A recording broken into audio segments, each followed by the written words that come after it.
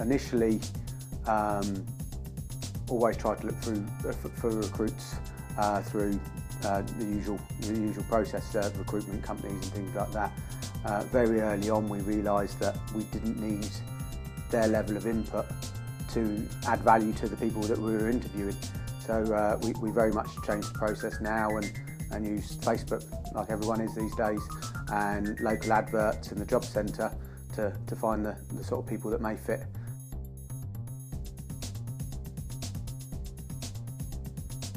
Transferable skills always help. We see a lot of electricians, people coming from a data background or panel wiring. That being said, it's certainly more the mindset. If someone wants to learn and wants to progress, then we can work with that. They don't necessarily need to have any background. We'll often run people through a basic practical assessment to see what their ability is, and my kind of view on that is they should be able to terminate a 13 amp plug. You're getting into an industry where you're going to be terminating. It's something I could do from a very young age, probably due to my upbringing.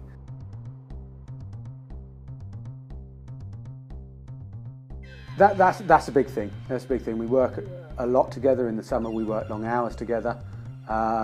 You've got to enjoy it. If you don't enjoy it, you're not going to want to get out of bed in the morning. So we're all here to do a job, but there's that moment when you can have a laugh and a joke, and then there's that moment when you need to be serious.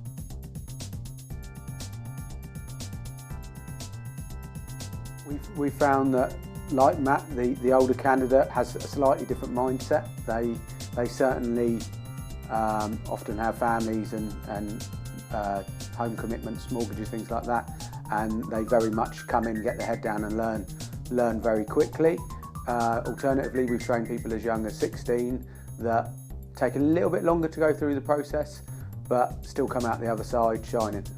Luke, one of our youngest members of the team, is one of the most sought after. People love to have him on site. He's a great bolt on to teams that are already out, and he's only 18 and he's got a better skill set than some people that I've seen with 10 years experience.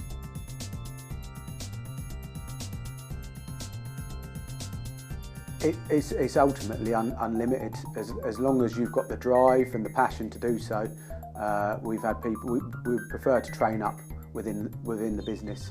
I'd much rather put someone into management that knows our business, knows our standards and know what I expect, than bring someone in from the outside.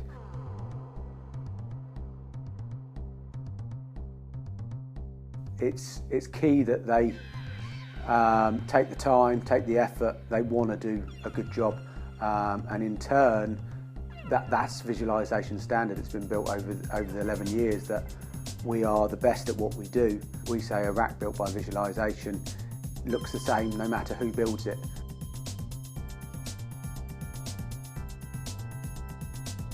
So there's very little within the industry. If there was something, we'd jump straight on board. I know some of the governing bodies, such as CEDIA and Infocom, are keen to try and go down that route. We very much wound it back and look at what our guys need to know and how they need to learn it, and have put together our own training programme. Generally within 3 months they've got a good grasp of all the connectivity, a basic understanding of the wiring and the system setup, and from there we spend the next 6 to 9 months actually getting them up to speed, allowing them to get their hands in the backs of racks, and certainly from an industry point of view, find that the attention to detail that they learn from the rack side then moves out to the installation side.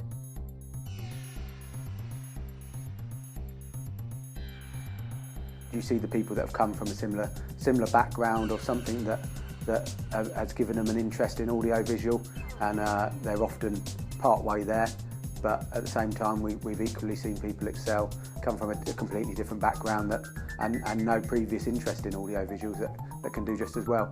That's where the attention to detail and quality of your workmanship comes in.